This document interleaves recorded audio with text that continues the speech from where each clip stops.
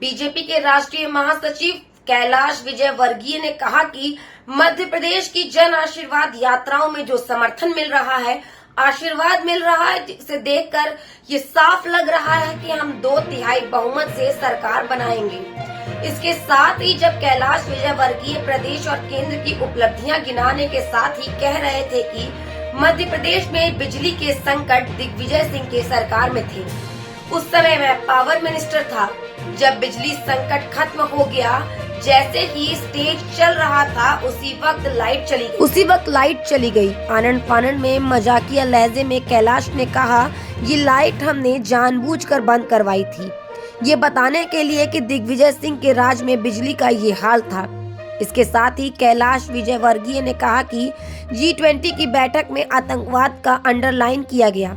ये मोदी जी की बड़ी सफलता है।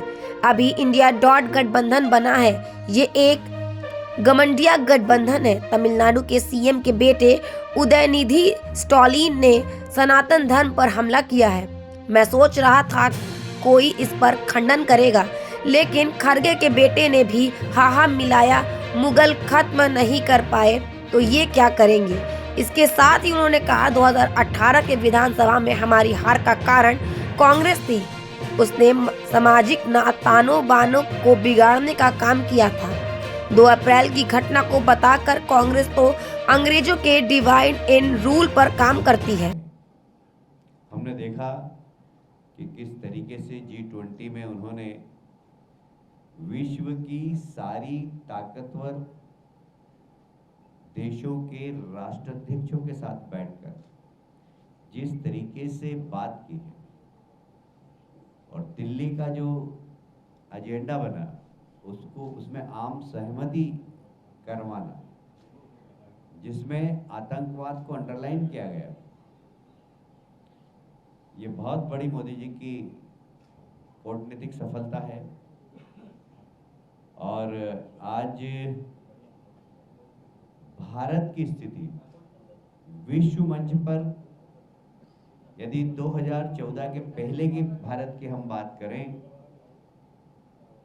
तो विश्व की किसी भी समस्या में भारत देश है, अपनी सलाह दे सकता है, ऐसी स्थिति भारत की नहीं थी। यूनाइटेड नेशन में अगर किसी भी समस्या के बारे में बात होती थी तो अमेरिका ने क्या कहा, चाइना ने क्या कहा, जापान ने क्या कहा, रशिया ने क्या कहा, इंग्लैंड ने क्या कहा, फ्रांस ने क्या कहा, और फाइल बंद हो जाती थी। अब कोई भी समस्या हो दुनिया की, कोई भी समस्या हो, तो अमेरिका ने क्या कहा, इंग्लैंड ने क्या कहा, जापान ने क्या कहा, फ्रांस ने क्या कहा, जब तक भारत ने क्या कहा, भारत का मत उस पर क्या है, यूनाइटेड नेशन की फाइल बंद नहीं होती। ये एक बहुत बड़ी बात है। भारत को जो सम्मान मोदी जी ने दिलवाया है पूरे 140 करोड़ लोगों को, ये निश्चित रूप से हम लोगों के लिए बहुत गर्व की बात है। पर दुर्भाग्य की बात ये भी है कि दुनिया का सबसे बड़ा प्रजातांत्रिक देश है हमारा, पर एक घमंडिया गठबंधन बना है। ये इंडी अलायंस का एजेंडा क्या है, उनकी 2 बैठकें हुई, पर मुंबई की बैठक के बाद जिस तरीके से इंडी अलायंस के लोगों ने भारत की सनातन परंपरा पर हमला किया, तमिलनाडु के मुख्यमंत्री स्टीफन के बेटे उदयनिधि ने सनातन धर्म हम समाप्त कर देंगे, समाप्त कर देना चाहिए। मैं सोच रहा था कि इस पे इंडिया अलायंस का कोई समझदार नेता बयान देगा, पर उसके 2-3 घंटे बाद ही कांग्रेस के अध्यक्ष खड़गे जी के पुत्र, जो कि कर्नाटक में मंत्री हैं, उन्होंने उदयनिधि की बात का समर्थन किया। मैं सिर्फ उन्हें यह बताना चाहता हूं कि मुगल आए, गुण आए, शक आए, सनातन धर्म के जड़ों को हिला नहीं सके, और आज सनातन धर्म का डंका सारे विश्व में बज रहा है। प्रधानमंत्री ने योग दिवस मनाकर ये सनातन परंपरा को सारे विश्व में ले जाने का प्रयास किया, सम्मान दिलाने का प्रयास किया। और मुझे कहते हुए गर्व है कि आज चांद के दक्षिण ध्रुव पर भारत का झंडा लहरा रहा है। हम आदित्य के माध्यम से सूर्य के करीब पहुंच गए। मुझे ये कहते हुए भी बहुत प्रसन्नता है कि मोदी जी के नेतृत्व में आत्मनिर्भर भारत, पहले रक्षा मंत्रालय में जितनी खरीदी होती थी 90% हम विदेशों से सामान खरीदते थे। आज वह प्रतिशत 40% रह गया।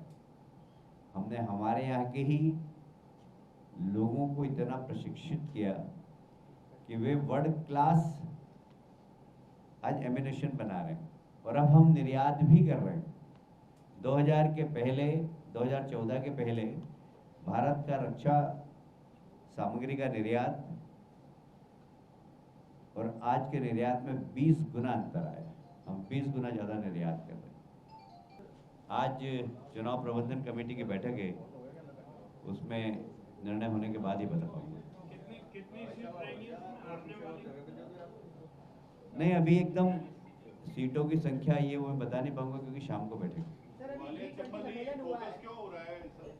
सबसे ज्यादा यहाँ ग्वालियर चंबल पूरा फोकस हो रहा है, क्या कारण? नहीं, सभी दूर की सीटें हैं उसमें, ऐसा नहीं। 2018 की जो हार यहाँ से हुई थी उससे घबराए हुए आप? बिल्कुल नहीं। सर जन आशीर्वाद 2018 की जो हार हुई थी उसके बाद कितना घबराए हुए हैं? देखिए, हार और जीत की परिस्थितियों का आकलन आप बहुत समझदार और वरिष्ठ पत्रकार हैं, आप कर सकते हैं कि पिछली बार यहाँ पर 2 अप्रैल की एक घटना हुई थी, उसको किस तरीके से समाज के अंदर, जो कि कांग्रेस के स्टाइल है, कांग्रेस इस स्टाइल से चुनाव लड़ती है। अंग्रेज चले गए,